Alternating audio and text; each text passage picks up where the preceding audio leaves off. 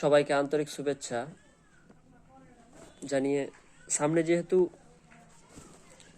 7ই মে Lok Sabha vote, তাই সামনের Lok Sabha vote নিয়ে আপনাদের সামনে কিছু কথা বলতে এলাম। আর আমরা যখন কোনো কথা বলি তখন সাধারণত কোনো স্টেজে বা কোনো প্ল্যাটফর্মে যখন কোনো কথা বলি তখন সাধারণত সেই কথাগুলো আমরা একটু শুদ্ধ বাংলা ভাষায় বলার চেষ্টা করি, কিন্তু আজকে আমি একটু শুদ্ধ বাংলার সাথে সাথে কিছু আঞ্চলিক ভাষা বা আমাদের গ্রাম অঞ্চলে যে ভাষাগুলো চলে কিছু ওই ভাষাতেও কথা বলবো, যাতে একটু সাধারণ মানুষের বুঝতে অসুবিধা হয়। তো মেন কথা যেটা হচ্ছে যে সামনে যেহেতু লোকসভা ভোট দিতে যাবেন সবাই, ভোট তো অবশ্যই দিতে হবে। বাড়িতে একটু সমস্যা থাকলে বা কোনো দিকে কোনো সমস্যা থাকলেও একটু ভোটটা দিয়ে আসিয়েন, কারণ এটা একটা উৎসব। এই উৎসবে সবাইকে অংশগ্রহণ করতে হবে। আর কথা হচ্ছে যে ভোট তো দিবেন, সবই বুঝতে পারছেন পরিস্থিতি। কাকে ভোট দিবেন না দিবেন সেটা আপনার ব্যক্তিগত ব্যাপার, সে ব্যাপারে আপনার একান্ত মত, ওটা নিয়ে তার কিছু করা যাবে না। এবার কথা হচ্ছে যে আপনাদের সামনে এলাম এই কারণেই যে আমি একটু হিসাব করলাম, আপনারাও একটু হিসাব টিসাব করে ভোট টোট দিবেন। এবার কথা হচ্ছে যে কি হিসাব, ওই যে কোনটা ভালো আর কোনটা খারাপ, কোনটাতে লাভ আছে আর কোনটাতে লস আছে, ওই লাভ লসটা আপনাকে একটু বুঝতে হবে। আমি একটু বুঝতে পারলাম, ওই লাগে ওইটুকু আপনার সামনে তুলে ধরছি, আপনারাও একটু হিসাব মিলাবেন। তো প্রথমত কথা হচ্ছে যে ভোটে মোটামুটি খরচা ভালোই হচ্ছে,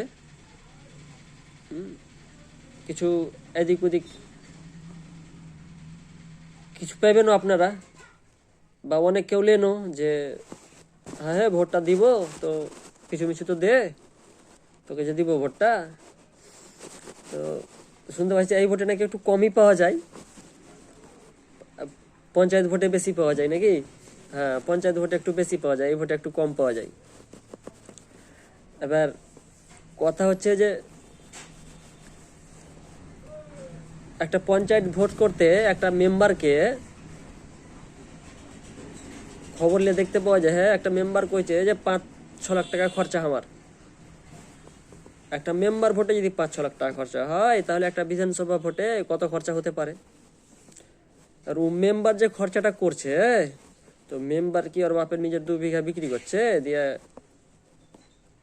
খরচা করছে না? কেমন কি না কইছে দেখে 2 বিঘা বেচনু, এটি ভোটে খরচা করব।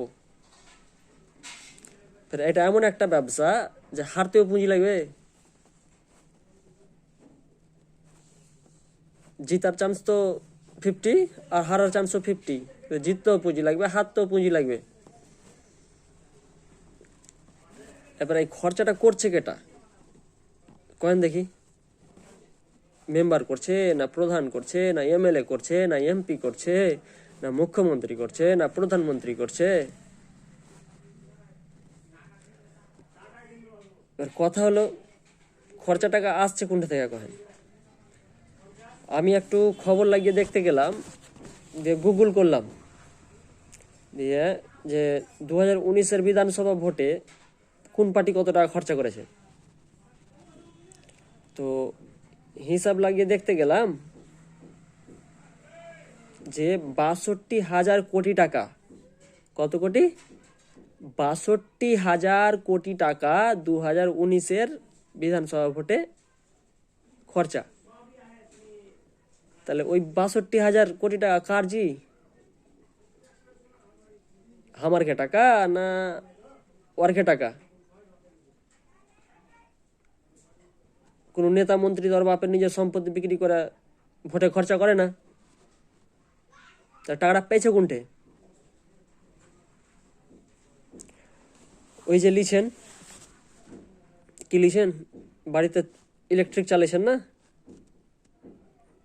পেট্রোল কিনছেন, গ্যাস কিনছেন, এত দাম কিসের লেগে সব কিছুর বেশি? আপনার খেলে গে আপনারা ভোটটা একটু দেখে শুনে দিয়েন। আর দ্বিতীয় কথা, বর্তমান সময়ে বাংলায় বিশেষ করে বলছি, এটা আপনাকে বাংলায়, আমার কথা যদি কাউকে খারাপ লাগে তো একটু ক্ষমা করে দিয়েন ছোট ভেবে, যেটা বাস্তবটা বলছি, যে বাংলায় বর্তমান সময়ে এত বেকার কিসের জন্য? এমনও আছে চাকরিও পেয়ে লিছে, চাকরি ফের বাতিলও হয়েছে। দেখেন 2016 প্যানেলটা দেখেন, কথাগুলো খুব কষ্টে বাহারেছে, বুঝতে পারছেন? বেকার ছেলে না, বসে বসে কি করব, কিছু তো করতে হবে, ওই লাগে আপনাকে কথা শুনিতে লেগেছি। 2016 প্যানেলের চাকরি, কত কত টাকা দিয়ে চাকরি নিলে, যারা যারা দিলে তারা জেলে আরাম করে খেয়েছে, সুখে শান্তি, কোনো টেনশন নেই। আর যারা নিলেন ওরা দেখেন এখন রাস্তায়। এখন কেউ ভালো করে নিলেন আর কেউ টাকা দিয়ে নিলেন, সেটা ওই ভালো করে জানে যে নিয়েছে। এবার কোর্ট যেটা রায় দিছে যে 16 থেকে 24 পর্যন্ত অট্টি বেতন পালি, সেটি তো দিবি প্লাস 12% সুদ সহ দিবি। তা হাজি, যদি ওইভাবে টাকা দিতে যায়, তোর বাপ দাদার যেটি সম্পত্তি সব দিতে বেচতে হবে, তাও মিটবে না যদি 12% করে সুদ লাগাই। তো তাই ভুলগুলা কার? যারা চাকরি লিয়ে এলো তার ঘে, না যারা চাকরি দিয়ে এলো তারা ঘে?